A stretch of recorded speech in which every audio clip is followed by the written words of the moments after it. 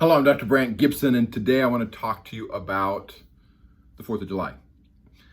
So the 4th of July was this last weekend, and one of the things that commonly happens on the 4th of July is burns, firework burns, injuries to the feet and hands and face and so forth. I'm going to talk about firework burns to the feet.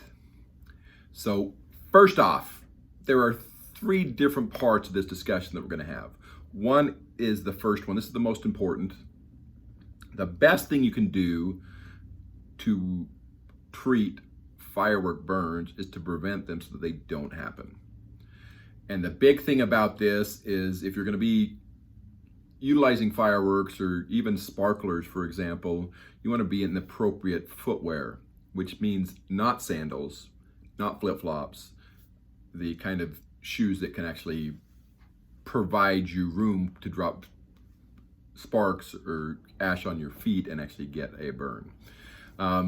The other is to create a distance between fireworks that are going off and yourself to prevent this. And the recommended distance is pretty significant. They usually say they want to keep you about 25 feet away from a firework that's going to go off.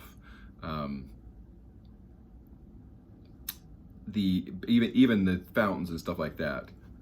And if you got something that's going to be shooting up into the air, they want you even further back than that. But the idea, the closer you are to the fireworks, the more likely and more possibility there is that you could get a pretty significant burn.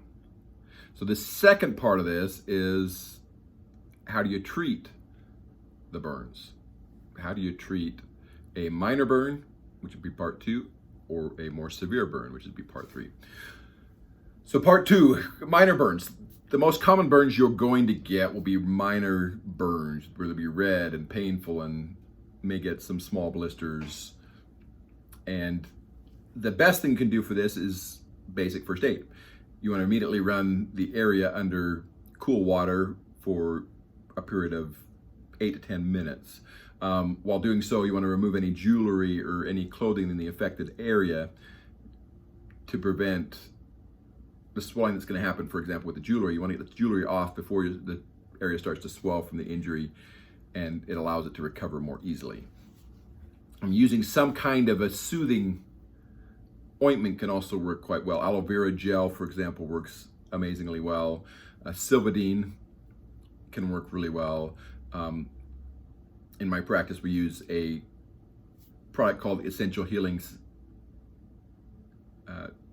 cream, which is basically a cream that is herbal, that actually decreases the pain and has herbal products in it that will stimulate it to heal more quickly. If the wound is larger, a lot of times you need to go be seen and maybe need to be evaluated by emergency room or a physician of some sort. So if you have a major burn, what's the difference between a minor burn and a major burn? These are going to be deeper burns. They're going to be significant blistering. A lot of times you're going to have the skin even peeling off. You could have charring of the clothes in the area, or even if it was a direct exposure to flame, for example. One example of this, my nephew-in-law actually was using sparklers one time, and he was lighting the sparklers and they blew up in his hand.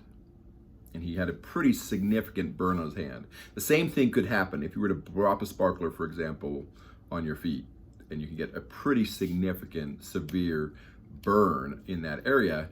And you get the blistering, you get the pain, and you get to the point where it's really severe pain. First things first, you want to get it in running water and clean up that area as much as you can to immediately start to decrease the heat. You want to remove, again, any jewelry or clothing in that area, and if it's a significant area, you probably want to get them seen as quickly as possible. So the way we treated his wounds from the sparkler is we actually removed removed his rings, of course, and then we treated it with pretty significant soaking in water, and then we put the essential healing salve on his hand and wrapped it to protect it. So you want to keep it clean and wrapped. And then this was done, we would provide I put the healing salve on again and wrap it again the next day, and we did this for a period of several weeks. The interesting thing is if you do this right, you can actually reduce the chance of scarring, reduce the chance of problems and so forth. So I do recommend that it be treated, and it be treated aggressively at beginning to prevent additional injuries. And there are multiple different ways you can treat it, everything from aloe vera to Silvadene to the essential healing salve that we have, and so forth. And the goal here is to decrease the pain, to keep the wounds moist enough so you're not losing the moisture, but to protect it to prevent infection. This is Dr. Brandt Gibson. This is your Podiatry Tips Day 100. How to treat firework wounds or firework burns. Thank you and have a great day.